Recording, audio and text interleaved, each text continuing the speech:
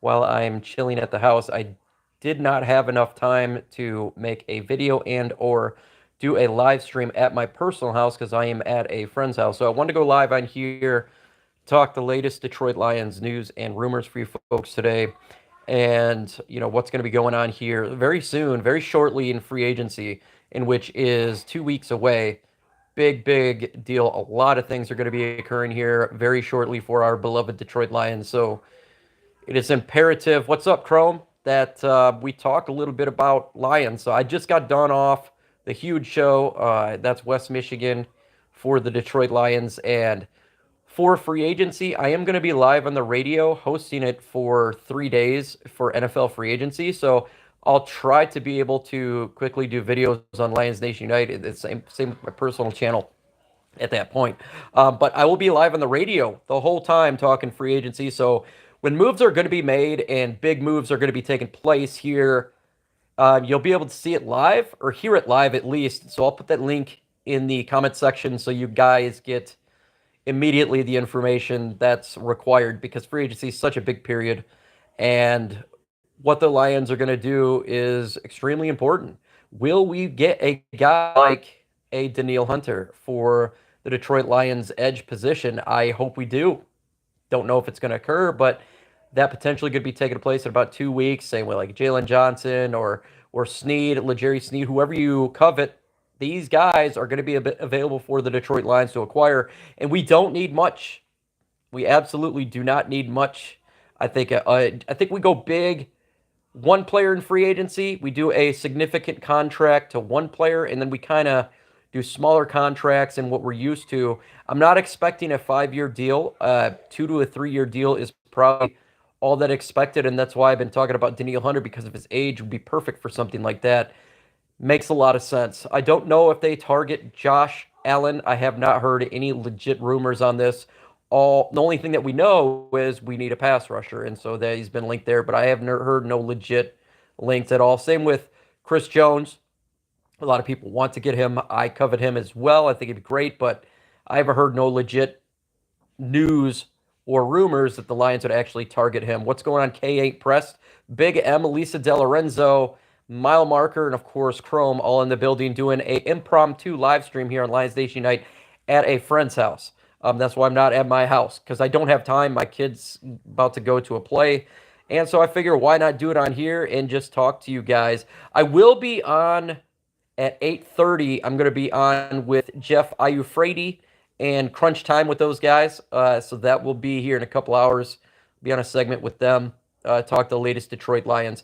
Are we going to pay St. Brown and Sewell?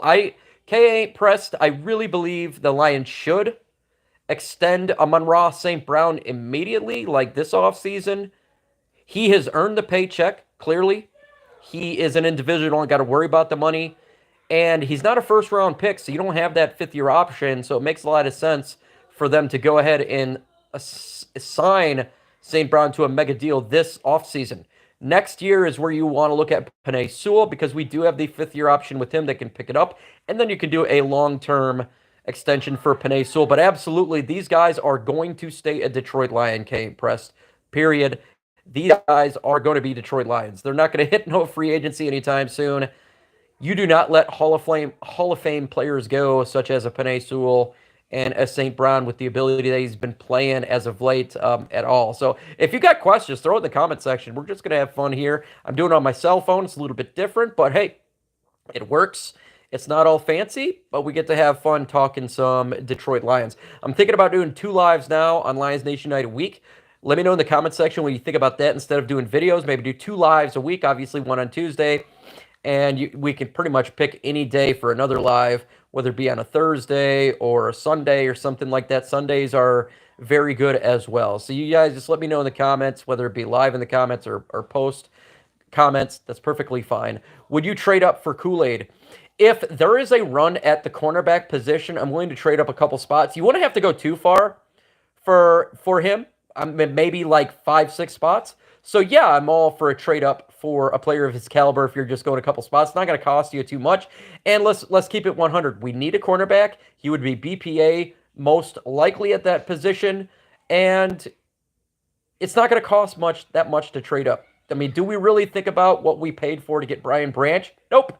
No one really cares. What's up, Andrew and Gaming City? No one cares what we gave up to get Brian Branch because he's a great player. And I think Kool-Aid will be a number one corner in the NFL. He's going to be a number one guy. He's going to be really good. So I'm all for it. Any sort of trade up for an elite talent. I don't want to be forced to take a player at 29 because all blue chippers are gone and then you're kind of forced to be a player. So if you feel like there's a run at corner and he's not going to be there at 29, the only way to get him is to trade up. I'm all for it. Make the move up, get him. And or same thing with trading back. If all the talent is gone, at least what you grade as a first round talent, trade back to the second round. Let's see. Are we favorites to go to the Super Bowl next year? We are fifth best to go to the Super Bowl. And I think it's just one behind San Francisco. Same type of deal. There's going to be other teams, obviously. The Dallas Cowboys, San Francisco 49ers, Philadelphia Eagles, Detroit Lions. They're all going to be in the mix. But the Lions should be absolutely one of the favorite to make there to the Super Bowl. What are you thinking about offensive guard? You thinking free agency of the draft? Lions Kool-Aid, the biggest question is, are we going to re-sign Jonah Jackson? If the answer is no, I think the draft is the best option for the guard position. If the answer is yes, I don't mind bringing back backup guards and obviously signing Jonah Jackson. But the long-term solution is via draft. You're not going to get the long-term solution at guard in free agency. You could do a one-year deal with the Green Glasgow, and I'm perfectly fine with doing that. Hell, even if he is our right guard the whole time, I'm fine with that. But you still got to go into this draft and get a guard, whether you're talking about this year's starter or as a backup role for this year and potentially being a starter in the future year. We got to draft a guard. It's not a want, it's a need. Guard is a need because of Graham Glasgow, because of Jonah Jackson, because of Frank Ragnow, and injuries that we have sustained. It is a absolute must. I haven't seen a mock draft yet where the top 5 DBs are there to take. Yeah. And we'll see, because it all depends if there's going to be a run at the CB position. Will there be a run? I don't know. That's going to happen. That's going to occur in the draft. We've seen runs before. And right now, I know offense is going to be targeted significantly early in drafts, and the top 10 picks is going to be a lot of offensive talent, quarterbacks, wide receiver, and tackle. So it's going to push some defensive talent back. But again, there's a lot of teams who truly covet the corner position. Why? Because it's extremely difficult to get a high-end quality cornerback. And then in this free agency, there's some good corners, Adoree Jackson, obviously L'Jarius Sneed. There's some corners that you could get, but if you're trying to get top-end talent, you're going to have to go via draft. And that's the problem right there. Let's see here. What do you think about Devontae Walker, wide receiver, North Carolina, 6'3", 223 miles per hour, runner, good hands? I'm not looking at wide receivers. I'm going to keep it 100. I think that the Detroit Lions should be looking at other positions. I'm just not high at an offense right now. I really do believe that they need to fix this defense, and it needs to happen. Why? Because we're in a win-now mandate. We get a wide receiver, he's not going to be getting much time. Even if you're to get him as a number 3, it's not going to be much time. So it's very vital for me, for the Lions, to go defense significantly early. Now, if they go guard, I'm fine with that, or even tackle, but wide receiver shouldn't really be a priority. And I'm going to keep 100. Might be a stretch, but would you like to see Brad shore up the edge, cornerback, and guard with free agency so that Brad can draft best player available? If you're talking about backups or one starter, yes. If you're talking about going all starters, that would be a bad decision, in my opinion. Absolutely, I'm a Lions fan, a huge Lions fan. I think that you can get an edge like a Danielle Hunter in free agency, but if you command big money and you're trying to go big money at 3 positions, it's going to affect the cap ramifications for next year and the following year when we got contracts coming up for a St. Brown and Aleem McNeil and a Penei Sewell. So I don't think that's the smart philosophy to go. But if they want to get a guy right now, one guy, I'm all for it. I'm all for them getting, if whether it be a corner or a edge, I think that they should get one significant signing for the Lions defense. I do think that. If Talented draft is taken, would you take J.J. McCarthy? No. I'm not going to take a quarterback. First off, we got Jared Goff. He's our quarterback. Secondly, we got Hendon Hooker. There is absolute no need to take a quarterback in this year's draft. If he is the BPA, the best solution at that point would be trade out of the pick. If other teams covet the quarterback position, trade out. Taking him doesn't make any sense at all because you got Goff and you got Hooker. So why are you getting another quarterback to just sit there and absolutely do nothing? It doesn't make any sense. We're in win now mode, and I think that would be somewhat of a wasted pick if you were to ask me. But I don't think it's a stretch, Big M, for the Detroit Lions to get one of those positions, but three, I do think that's a stretch. Now, if you're just talking about depth, edge, depth at guard, depth at corner, that's not a stretch at all. They're going to build depth in free agency, sign their own guys as well as signing guys to be backup roles. So that's going to occur, and that's part of free agency. Guys to compete for 53, compete for a 90-man roster, compete to be a starter. And who knows? Maybe they sign an unknown guy who we expect to be a backup, ends up having a big role, right? I mean, we've seen that happen before, so it's not out of the realm of possibility. But if you're talking about a high-end free agent, I don't expect them to do that. I don't. I expect them to go ahead and get better in the draft, and that's the way it should be. You should always look towards the draft is to really build your team and to build the nucleus, to build the foundation. That's what it's all about, is the draft. It's not sustainable via free agency because you're generally giving out bad contracts and they're older players. You have to do it via the draft. And to be a sustained quality team, you got to do it that way. Let's see. What do you think of OC Nugent from University Mission? I like him as a interesting, a fifth round pick. I think he'd be really good because you look what he can do. He can play guard and center. I have mock drafts. He would not have to start right away at all. He would be a backup. He's going to learn behind Frank Ragnow. He'll learn behind whoever is the guard. And maybe he could play guard immediately, right? Maybe there's an injury, he could play guard immediately. But it would be a very sound idea for the future of the offensive line to go Nugent out of Michigan right there. And that is why I've had him in my mock draft. It makes a ton of sense, and I do expect him to be a target for the Lions. You can get him. We don't have a fourth round pick right now, but maybe if they trade out and they get a fourth round pick, you get him in the fourth round, fifth round. That is where he'll be slated to go. And I think that would be an awesome addition for a backup role and potential future starter. Who would you sign in free agency? Danielle Hunter is my guy. I want to get him in free agency. That is my absolute target. And the Lions should target him. Now, if they don't get him, maybe go out there and get a Jalen Johnson.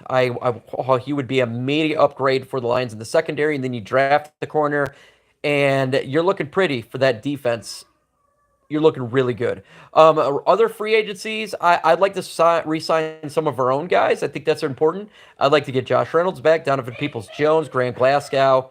Those would be options for our beloved Detroit Lions. And like the Dan Skippers, right? These backup guys, who's just going to be for depth. I think that's important, but I don't think they go ballistic in free agency. You're not going to see a situation where they're going to go ahead and just get everybody. That's not going to occur. Dr. Detroit loves Chris Jones, and so do I. Dr. Detroit, very smart when it comes to building a defensive line, and he would be an absolute significant upgrade. If you're to get a Chris Jones instead of a Danielle Hunter, you're talking about one of the scariest interior defensive lines in football. You'd bring you back to 2014. You'd have two guys in Ali McNeil and Chris Jones that would wreak havoc. It would be ridiculous. The only thing you got to worry about is injury for both those players. Other than that, it would be ridiculous. Haven't heard much gossip about special teams except kicker. Anyone else? Jalen Reeves. Maben would be a guy you can bring back for special teams. That's really it. We're looking to get kicker probably in the draft. I suspect they draft a kicker in the draft and to compete, but our special teams are pretty good. It's not like it's a weakness at all. It really isn't. We have a hell of a punter. I think Michael Badgley did all right as kicker, but you can always upgrade. And the coverage unit is good. You just re-sign your own guys. Can Zach Zinter, offensive guard, you have to play center too? Zinter? I don't know. I don't know if he could play. Could he play guard? Probably. He could play center. It's a little different beast. It's a little bit different beast. I don't know on that. That's something that they're going to have to evaluate probably in the NFL scouting combine.